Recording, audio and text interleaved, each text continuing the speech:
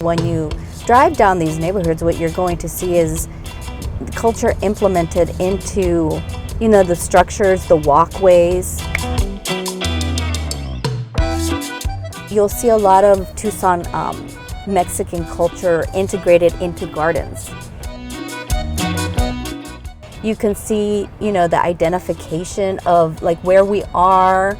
The nice thing is that oftentimes parks are named after folks that have been advocates for the community, who have done work actively engaging with the community.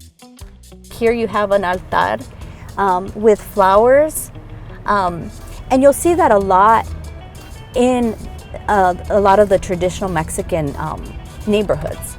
So it's kind of nice to be able to drive around and be able to see that. And it reminds me of back home, because my abuela was really good at gardening.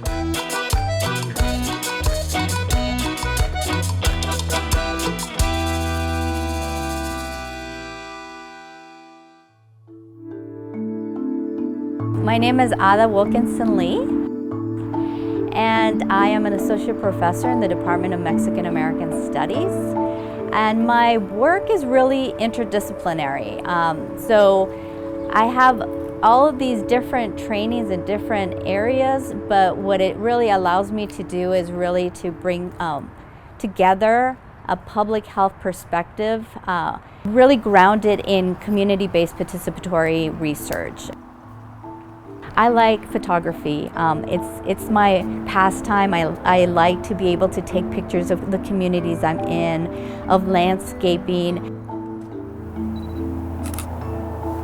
But I also like to utilize those tools as a way of moving policy forward. One of the things that we've done in our previous research studies is walkability assessments, where we go out and we actually document all the great things. Like you see here, we have open space, we have safe space for children to play, and we have a pathway here, a multimodal pathway for people to bike on, to run, to walk. Buenos días, ¿cómo está? Igual, gracias. Yeah, as you can see, we always have the sound of the freeway in a lot of our communities. And that is very strategic by city planners on where they're allowed to build freeways. Right? And it's in oftentimes under-resourced communities that face the brunt of the decisions of where the freeways are going to be built, because the communities that have those resources are going to fight because they don't want the freeway there. And why is that? Because it's exposure, right? It's exposure to the toxins of the day-to-day commute. If there's a spillage, if there's a toxic spillage, which community is going to be impacted? The one directly by the freeway. And so communities that have more resources want to be far and safe, right? And that also means that there's a truncation of social networks. There's, it's an actual physical barrier that gets put forth between communities. And so I think that those are the things that we always want scholars to think about, future scholars, students to really think about community, because it's all of these little things that you might think, well, that's not a big deal, but they're additive, they add up. And what we know is that where you reside matters for your long-term well-being, and it has that exposure, that daily exposure has a huge role in the life expectancies of community members.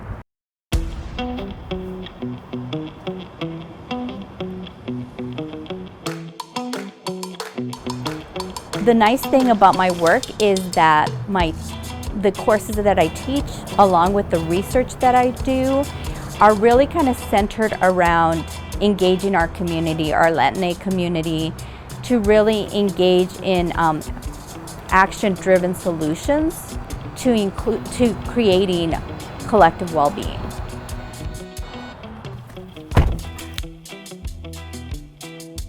It's already within the community, and so as researchers, we need to do a better job of listening, because the solutions are already there. They're embedded in culture. They're embedded in the history of our people. And I think that if, as researchers, we don't take the time to listen to the community, we're going to miss the mark.